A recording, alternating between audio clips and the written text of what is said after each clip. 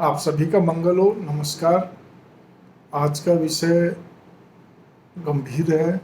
हमें ईश्वर की सत्ता को स्वीकार दिल से करना चाहिए, दिमाग से नहीं। दिमाग से तो हम बस केवल दीपक कर लिया, थोड़ी बहुत जो भी कुछ है हल्का फुल्का कोई चालीसा पढ़ ली, नहीं तो अपना नमस्ते करी और अपना चल दिए। ये हम नहीं भी कर पाते। हम कहते हैं बहुत व्यस्त हैं जी, नहीं टाइम मिल पाता।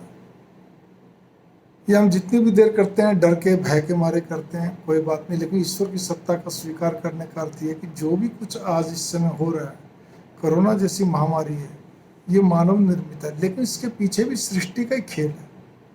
सृष्टि कहिए, प्रकृति कहिए। प्रकृति क्या है? प्रकृति अपना कोप, अपनी करवट कब लेती है, कोप कब बनाती है, कोप कब दिखाती है? कि जब क्या कहते हैं, हम मानव लोग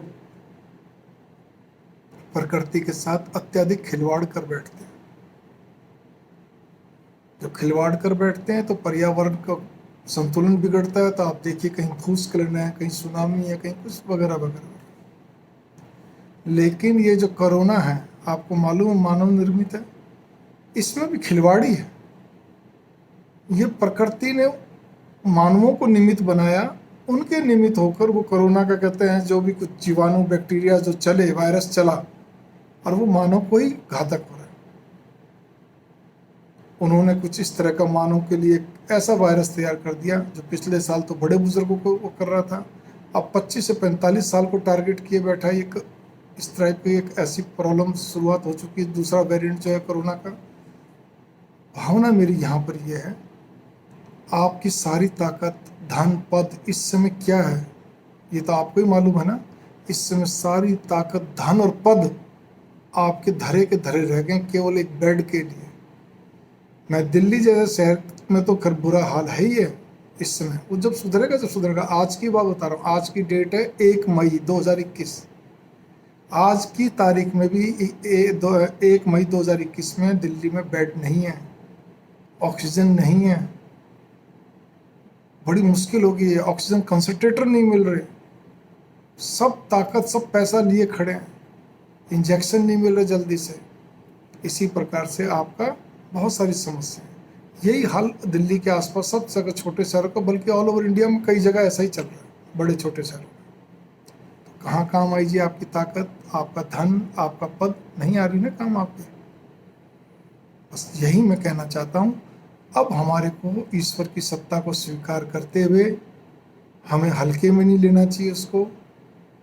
ईश्वर के लिए हमारे को समर्पण भाव से डेली 20 से 30 मिनट पूरे परिवार को बैठाकर, आप 2 जने हैं तो, अकेले हैं तो, पूरा परिवार है तो, कोशिश करिए रात के समय पूरे परिवार को बैठाकर कुछ देर संकीर्तन करें। मैं सत्संग नहीं कह रहा, वो अलग चीज़ है।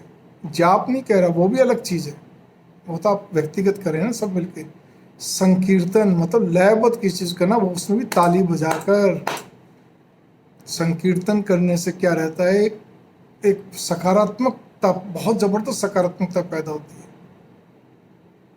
ताली बजाने से नाद उत्पन्न होता है, शब्द के उच्चारण से, संकीर्तन करने से सब भ्रम उत्पन्न होता है, दोनों को मिला के भ्रम स्थापित होता है। आप कोई भी संकीर्तन करिए जो आपको अच्छा लगता है। मैं तो यहाँ पे एक शब्द और भी, वो एक पंक्ति और भी बोलूँगा। जो जिस धर्म से संबंधित है, जिसको भी मानते हैं, उनके नाम को थोड़ा लयबद्ध तरीके से बोलिए आप, बहुत अच्छा रहेगा, बहुत बढ़िया रहेगा। थोड़ी ताली बजाकर, बहुत ज़ोर ज़ोर से नहीं तो बहुत धीमे धीमे भी नहीं, थोड़ी इतनी आवाज़ तो होनी चाहिए। आपको अच्छा लगेगा, बढ़िया लगेगा, घर में सकारात्मकता रहेगी, मन को तसल्ली रहेगी। आप भले टीवी ना देखें, अखबार ना पढ़ें, मान लिया मैं भी नहीं पढ़ रहा ना देख रहा, लेकिन ये है कि फ़ोन तो आते ही रहते हैं ना, चलते रहते हैं, उसको कैसे रोक लोगे? किसी को भी सूचनाएं जो मिलती हैं, कोई कोरोनाग्रस्त हो गया, कोई चला गया, बड़ा मन व्यथित सा हो जाता है। तो बस एक ही चीज़ है, भगवान का सहारा। यहाँ पे हम सब अब इस तरह एकदम से वो हो चुके हैं। सबके मन में एक भय, अज्ञात भय और साक्षात भय दोनों व्याप्त हो चुका है। केवल ईश्वर है, ईश्वर है। ओम नमो नारायण। नमस्कार।